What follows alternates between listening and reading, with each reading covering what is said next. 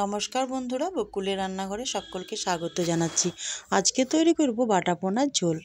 সুস্বাদুভাবে একদম ঘরোয়াভাবে বাটাপোনার এই ঝোলটি রান্না করব। একবার দেখে নিন আমি কেমনভাবে করি।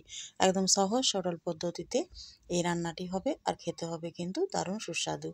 এখানে বাটাপোনা মাছ আমি নিয়েছি, মানে চারাপোনা মাছগুলোকে দুভাগ করে নিয়েছি।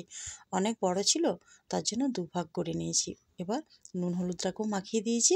এবার ভেজে নেব। একটা কড়াইয়ে সর্ষের তেল গরম করেছি, তেলটা ভালো মতো গরম হয়ে গেছে। তারপর মাছগুলোকে দিয়ে দিয়েছি, যতটা জায়গা ছিল ততগুলো দিয়ে দিয়েছি। তো মাছগুলো উলট পালট করে ভেজে নেব। অনেক বড় ছিল, দুভাগ না করলে ভাজতে অসুবিধা, আর কাঁচাও থেকে যায় ভেতরে। বাটাপোনা একটু ছোট ছোট ভালো হয়, কিন্তু যেরকম পেয়েছে সেরকমই নিয়ে এসছে। একটু বড় ছিল সাইজটা, তো আমি দুভাগ করে নিলাম। এবার মাছটাকে ভেজে উঠিয়ে নেব, তারপর রান্নাটা করব। রান্নার জন্য কড়াইয়ে সর্ষের তেল দিয়ে দিয়েছি পাঁচফোড়ন। পাঁচফোড়নটা একটু ভাজা হয়ে এলে এর মধ্যে দিয়ে দিচ্ছি কেটে রাখা পেঁয়াজ। একটা ছোট সাইজের পেঁয়াজ কেটে রেখেছি, সেটাই দিয়ে দিলাম। একদম হালকা পাতলা করে রান্নাটা করব, তার জন্য বেশি পেঁয়াজ রসুনটা ব্যবহার করছি না। একবার দেখুন রান্নাটি প্রথম থেকে শেষ পর্যন্ত দেখুন, তাহলে বুঝতে পারবেন। আর একদম সহজ উপায়ে হয়ে যায় এই রান্নাটি। পেঁয়াজটা একটু লাল হয়ে ভাজা হয়ে এলে বেটে রাখা মশলা দেবো। সামান্য পরিমাণ মশলা বেটে রেখেছি, একটা টমেটো বেটে দিয়েছি, তার সঙ্গে সামান্য জিরে আর একটুখানি সর্ষে, 2 কোয়া রসুন, এক টুকরো আদা, আর 2টো শুকনো লঙ্কা, আর একটা কাঁচা লঙ্কা। ঝালটা অবশ্যই নিজেদের পছন্দ অনুসারে দেবেন। এবার মশলাটাকে দিয়ে ভালো করে কষে নেব। আমি এর আগে বাটাপোনা ঝোল শেয়ার করেছি, তো আরেকবারও করে দিচ্ছি, দেখে নিন আপনারা সকলে। পরিমাণ মতো লবণটা দিয়ে দিলাম, দিয়ে দিচ্ছি পরিমাণ মতো হলুদ। আর আমি সবসময় লবণটা কিন্তু হাত দিয়েই ব্যবহার করি, আমার চামচ দিয়ে আমি ঠিক আন্দাজ করতে পারি না। আমি দেখবেন প্রায় সময়েই কিন্তু আমি হাত দিয়ে লবণটাকে ব্যবহার করি। এখন মশলাটা বেশ খানিকক্ষণ কষিয়ে নেওয়ার পর মোটামুটি আমার তেল ছেড়ে এসেছে আর ভাজাও হয়ে গেছে।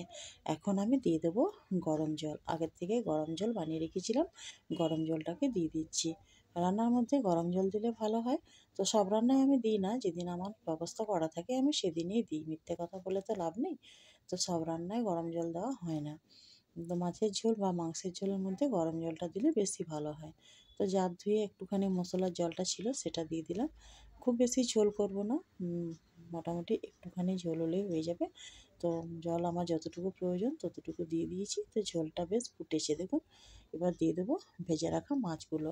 আর আমি যেহেতু আলাদা কড়াইয়ে মাছটা ভেজেছিলাম, সেই জন্য খানিকটা তেল আমার বেঁচে আছে। তার থেকে আমি 2 চামচের মতো তেল এখানে দিয়ে দেবো। মাছ ভাজার তেলটা উপর থেকে দিলে বেশ ভালো লাগে খেতে। আর যদি আপনারা মাছ ভাজার তেলটা দিতে না চান, তাহলে কিন্তু সর্ষের তেলটা উপর থেকে 2 চামচ দিয়ে দিতে পারেন। তো আমি এখানে ভেজে রাখা মাছের তেলটাকে দিয়ে দিলাম, যেহেতু আমি সর্ষের তেলেই মাছটাকে ভেজেছিলাম। এবার দিয়ে দিলাম কেটে রাখা ধনেপাতা। ধনেপাতাটাও কিন্তু একটা নতুন আলাদা মাত্রা দেয় এই রান্নায়। তো বেশ ভালো করে মানে ঝোলটা ফুটেও উঠেছে, ধনেপাতাটাও মিশিয়ে গেছে। এবার আমি গ্যাসের ফ্লেমটাকে বন্ধ করে দেবো। তো গ্যাসের ফ্লেমটাকে বন্ধ করে দিলাম। এবার দেখুন আমার মাছের ঝোলের রান্নার ফাইনাল লুক। অপূর্ব কিন্তু হয়েছে দেখতে, আর রান্নাটি খেতেও ভালো হয়েছে। এখন আমি একটা প্লেটের মধ্যে নিয়ে নিয়েছি সার্ভ করার জন্য। তো কেমন লাগলো এই মাছের ঝোলের রেসিপিটি অবশ্যই কিন্তু জানাবেন। দরকার হলে চ্যানেলটিকে সাবস্ক্রাইব করে রাখবেন, পাশে থাকা বেল আইকনটি প্রেস করে দেবেন নিত্য নতুন ভিডিও পাওয়ার জন্য। আপনাদের একটা লাইক আমাকে অনেক উৎসাহিত করে, তা আপনারা অবশ্যই ভিডিওর মধ্যে লাইক দিতে কিন্তু ভুলবেন না। আজকের রেসিপি আপাতত এইটুকুই। আসছি কোনো একটা পরবর্তী রেসিপি নিয়ে।